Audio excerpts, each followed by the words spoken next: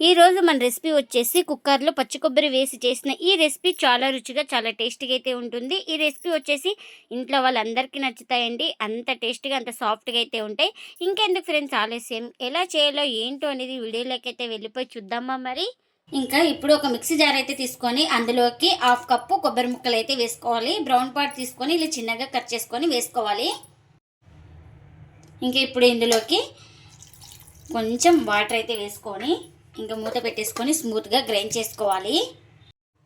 ఇక్కడ చూపిస్తున్నాం కదా, ఈ విధంగా స్మూత్గా గ్రైండ్ చేసుకోవాలి. ఇంకా ఇప్పుడు దీన్ని పక్కన పెట్టేసుకుందాం. ఇంకా ఇప్పుడు స్టవ్ అయితే ఆన్ చేసుకొని కుక్కర్ అయితే పెట్టుకున్నాను.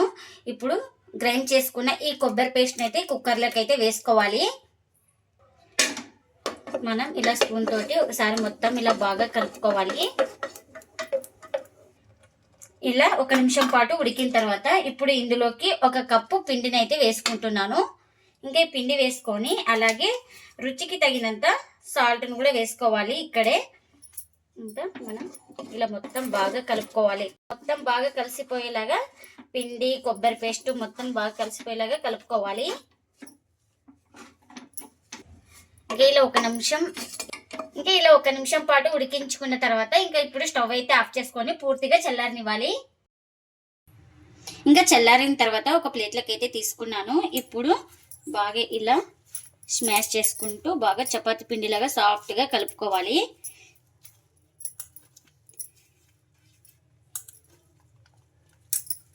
మనం తీసుకున్న 1/2 కప్పు పచ్చి కొబ్బరికి 1 కప్పు పిండి అయితే సరిపోతుంది పర్ఫెక్ట్గా. ఇక్కడ మీరు మైదా కానీ గోధుమ పిండి కానీ ఏదైనా యూజ్ చేసుకోవచ్చు. నేను ఇక్కడ హెల్తీగా ఉండాలనేసి గోధుమ పిండి అయితే వేసుకున్నాను. మీరు ఇష్టమైతే మైదా కూడా వేసుకోవచ్చు. చాలా టేస్టీగా అయితే ఉంటాయి. చూడండి, ఇలా 1 నిమిషం పాటు బాగా ఇలా స్మాష్ చేసుకోవాలి. పిండి సాఫ్ట్గా వచ్చే వరకు. చూడండి, ఇలా సాఫ్ట్గా అయ్యే వరకు అయితే పిండిని తడుపుకున్నాం కదా. ఇప్పుడు ఈ పిండిని ఒక 2 భాగాలుగా ఇలా డివైడ్ చేసుకోవాలి. ఇంకా ఇలా డివైడ్ చేసుకున్న తర్వాత ఎక్కడ క్రాక్స్ లేకుండా బాగా రౌండ్గా చుట్టుకోవాలి ఈ పిండి ముద్దనైతే.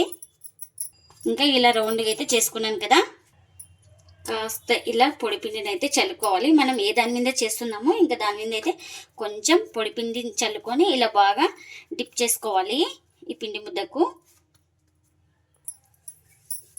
ఇంకా ఎంత వీలైతే అంత రుద్దుకోవాలి. ఇక్కడ చూపిస్తున్నాను కదా, ఈ విధంగా కాస్త పొడి పిండిని చల్లుకుంటూ బాగా రుద్దుకోవాలి.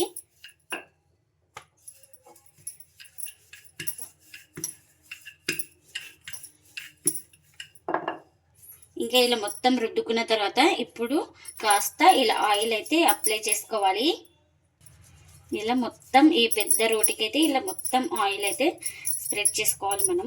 ఇక్కడ చూపిస్తున్నాం కదా, ఈ విధంగా. ఇంకా ఈ విధంగా ఆయిల్ అయితే అప్లై చేసుకున్న తర్వాత కాస్త పొడిపిండిని అయితే ఇలా చల్లుకోవాలి. ఇంక ఇలా పొడిపిండిని చల్లుకొని మనం ఈ కార్నర్ నుంచి ఆ కార్నర్ వరకు ఇలా రోల్ చేసుకోవాలి. ఇక్కడ చూపిస్తున్నాను కదా,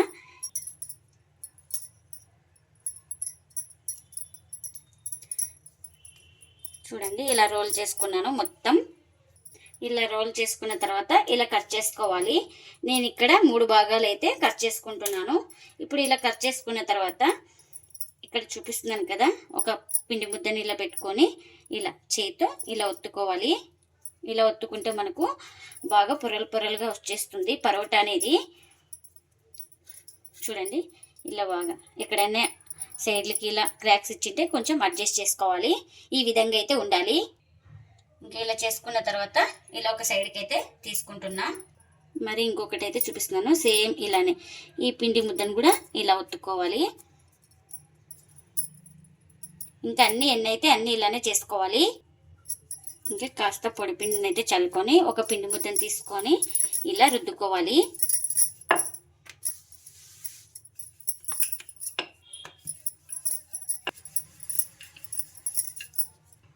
ఇంకా చూడండి, ఈ విధంగా అయితే రుద్దుకోవాలి. అన్ని ఇలానే రుద్దుకోవాలి. ఇంకా పరోటాని కాల్చుకోవడానికి పెన్నం కూడా పెట్టుకున్నాను. పెన్నం కూడా హీట్ అయింది.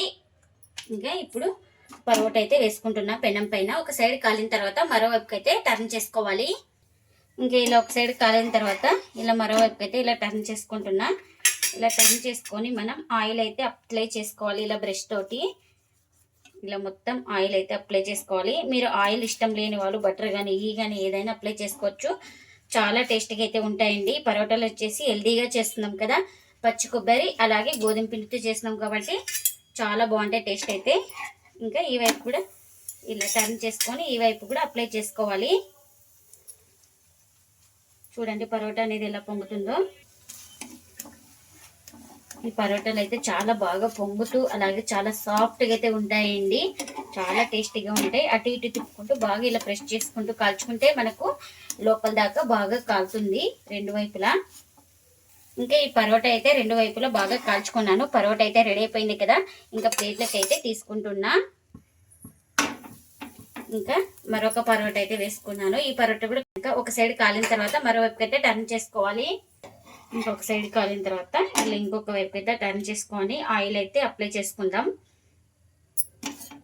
చూడండి ఇలా పరోటా మొత్తానికి ఆయిల్ అయితే అప్లై చేసుకోవాలి. ఈ పరోటా చాలా సాఫ్ట్గా ఉంటాయండి, ఎందుకంటే పచ్చి కొబ్బరితో చేస్తున్నాం కాబట్టి చాలా సాఫ్ట్గా ఉంటాయి. ఇంకా అటు ఇటు తిప్పుకుంటూ రెండు వైపులా బాగా కాల్చుకోవాలి. ఇంకెన్నైతే అన్ని ఇలానే చేసుకోవాలి. కుక్కర్లో పచ్చి కొబ్బరి వేసి చేసిన పరోటాలు అయితే రెడీ అయిపోయినాయండి. ఇంకా ప్లేట్లకి అయితే సర్వ్ చేస్తున్నా. ఈ పరోటాలు చాలా రుచిగా చాలా టేస్ట్గా అయితే ఉంటాయి. ఇక చాలా సాఫ్ట్గా కూడా ఉంటాయండి, అంత టేస్ట్గా అయితే ఉంటాయి పరోటాలు అయితే. ఇంకా ఈ పరోటాలోకి వెజ్ కానీ నాన్ వెజ్ కానీ ఏదైనా చాలా టేస్టీగా అయితే ఉంటుంది. ఇంట్లో వాళ్ళందరికీ నచ్చుతాయండి, అంత బాగుంటాయి పరోటాలు అయితే. మీరు కూడా తప్పకుండా ఒకసారి పచ్చి కొబ్బరితో పరోటాలు చేసి మీకు ఎలా వచ్చిందో కామెంట్ అయితే చేయండి ఫ్రెండ్స్. ఇదండి ఇవాల్టి వీడియో. ఈ వీడియో కనుక నచ్చితే ప్లీజ్ లైక్ చేయండి, షేర్ చేయండి, కామెంట్ చేయండి. అలాగే లైక్ చేసి సపోర్ట్ చేయండి friends. Thanks for watching. Bye bye.